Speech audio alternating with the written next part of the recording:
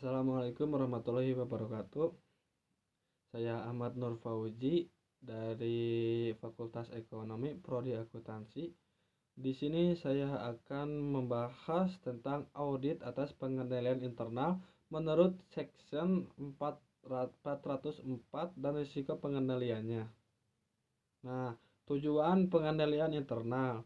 Sistem pengendalian internal terdiri atas kebijakan dan prosedur yang dirancang untuk memberikan manajemen kepastian yang layak bahwa perusahaan telah mencapai tujuan dan sasarannya. Nah, kebijakan dan prosedur ini sering kali disebut pengendalian dan secara kolektif membentuk pengendalian internal entitas tersebut. Nah, tanggung jawab manajemen dan auditor atas pengendalian internal. Di sini saya akan membahas tentang manajemennya. Nah, manajemen bertanggung jawab untuk menetapkan dan menyelenggarakan pengendalian internal entitas, sedangkan auditor bertanggung jawab memahami dan menguji pengendalian internal atas pelaporan keuangan. Nah, tanggung jawab pelaporan oleh manajemen menurut Section 404. Nah, manajemen juga harus mengidentifikasi kerangka kerja yang digunakan untuk mengevaluasi keefektifan pengendalian internal. Nah, penilaian manajemen mengenai pengendalian internal atas pelaporan keuangan terdiri dari dua komponen. Nah, yang pertama adalah rancangan pengendalian internal. Nah, manajemen harus mengevaluasi apakah pengendalian telah dirancang dan diberlakukan untuk mencegah atau mendeteksi salah saji material dengan laporan keuangan. Nah, yang kedua adalah efektivitas pelaksanaan pengendalian. Nah, di samping itu, manajemen juga harus menguji aktivitas pelaksanaan pengendalian. Nah, tujuan pengujian ini adalah untuk menentukan apakah pengendalian telah berjalan seperti yang dirancang dan apakah orang yang melaksanakan memiliki kewenangan serta kualifikasi yang diperlukan untuk melaksanakan pengendalian itu secara efektif. Nah, di sini saya akan menjelaskan tentang lingkungan pengendalian. Nah, untuk memahami dan menilai lingkungan pengendalian, auditor harus mempertimbangkan subkomponen pengendalian. Nah, di sini saya akan membahas tentang integritas dan nilai etis. Ada dua. Yang pertama adalah komitmen pada kompetensi dan partisipasi Dewan Komisaris atau Komite Audit. Nah, yang kedua adalah kebijakan dan praktik SDM, ada dua. Yang pertama adalah struktur organisasi, dan yang kedua adalah filosofi dan gaya praktik manajemen. Penilaian risiko. Nah, penilaian risiko atas laporan keuangan adalah tindakan-tindakan yang dilakukan manajemen untuk mengidentifikasi dan menganalisis risiko-risiko yang relevan dengan penyusunan laporan keuangan yang sesuai GAAP. Nah, aktivitas pengendalian ada 4. Yang pertama adalah pemisahan penyimpanan aset dari akuntansi, pemisahan otoritas transaksi dari penyimpanan aset terkait.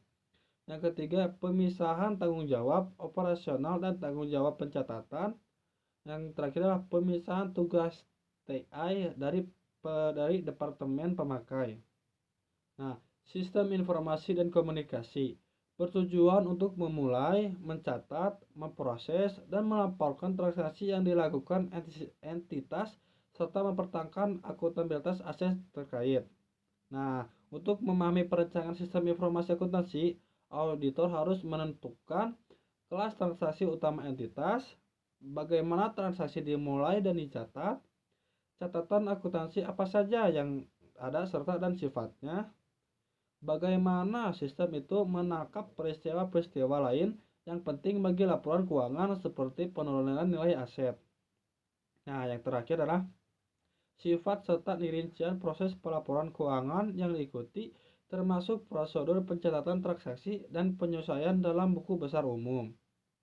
Nah, aktivitas pemantauan berhubungan dengan penilaian mutu, pengendalian internal secara berkelanjutan atau periodik oleh manajemen untuk menentukan bahwa pengendalian itu telah beroperasi seperti yang diharapkan dan dimodifikasi sesuai dengan perubahan kondisi. Menilai risiko pengendalian. Nah, auditor harus memahami perencanaan dan pengimplementasian pengendalian internal untuk melakukan penilaian pendahuluan atas risiko pengendalian sebagai bagian dari penilaian risiko salah saji yang material secara keseluruhan. Nah, ada dua faktor utama yang menentukan audibilitas, antara lain adalah yang pertama adalah keintegritas manajemen, Kedua adalah kemadaian catatan akuntansi.